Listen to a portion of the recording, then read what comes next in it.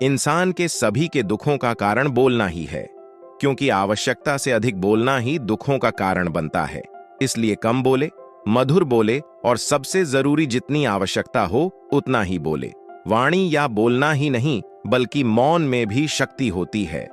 यही कारण है कि धर्मों में मौन को बहुत महत्व दिया गया है।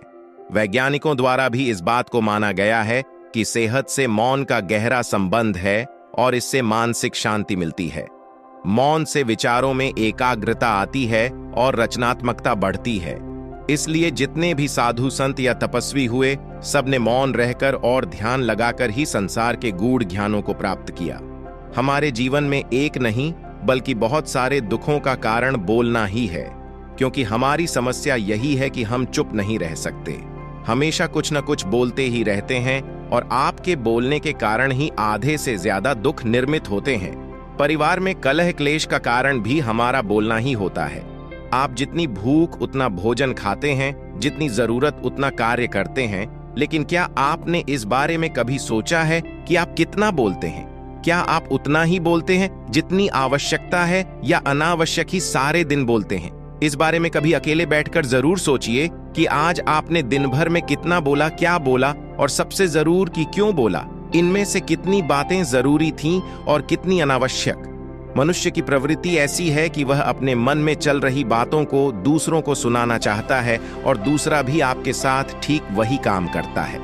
ये बातें किसी अन्य या तीसरे व्यक्ति से संबंधित हो तो सुनने सुनाने का काम और भी दिलचस्पी से होता है। आप फिर जब कभी भी बैठते हैं तो इन्हीं बातों को फिर से दोहराया जाएगा और फिर से इन्हीं बातों पर विचार करेंगे। ये सुनने सुनाने का माहौल जीवन भर चलता रहता है और इस तरह से आप खो देते हैं अपना समय, अपना जीवन, अपनी सोच समझ और वो कीमती पल जिसमें जिया जा सकता है और जिसमें आनंद प्राप्त किया जा सकता है। इसलिए इस सुनने सुनाने के माहौल से बाहर निकलें। जब तक हम बाहर की ओर बोलते रहेंगे, हमारे भीतर अशांति रहेगी। जिस दिन हम मन से चुप हो जाएंगे तो तब बाहर हमारे मुख से कुछ भी निकले, हम शांत ही रहेंगे। दुनिया में जितनी बुराइयां हैं, परिवार में क्लेश है, पति पत्नी में विवाद है, सब बोलने के कारण ही होते हैं। हम चुप रहना नहीं चाहते हैं, हमेशा सुना देना चाहते हैं, लेकिन व्यर्थ का बोलना ऊर्जा का नष्ट होना है। इसलिए जितने भी बुद्धत्व साधु और संत हुए, वे एकांत की ओर गए, क्योंकि उन्हें अधिक बोलना न पड़े और अधिक सुनना न पड़े।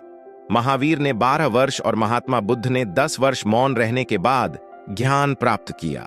महर्षि रमण और चाणक्य भी मौन के उपासक थे। लेकिन आप इस संसार में रहकर भी एकांत रह सकते हैं। इसके लिए आपको अपनी उन ऊर्जाओं को बचाना होगा जिसे आप व्यर्थ के शब्दों में नष्ट कर देते हैं। इसलिए उतना ही बोले जितना जरूरी हो। यदि आपको यह वीडियो पसंद आया हो तो लाइक कीजिए, अपने दोस्तों के साथ शेयर कीजिए और इसी प्रकार का और वीडियो देखने के लिए हमारे चैनल को सब्सक्राइब करके हमें सपोर्ट जरूर करें। धन्यवाद।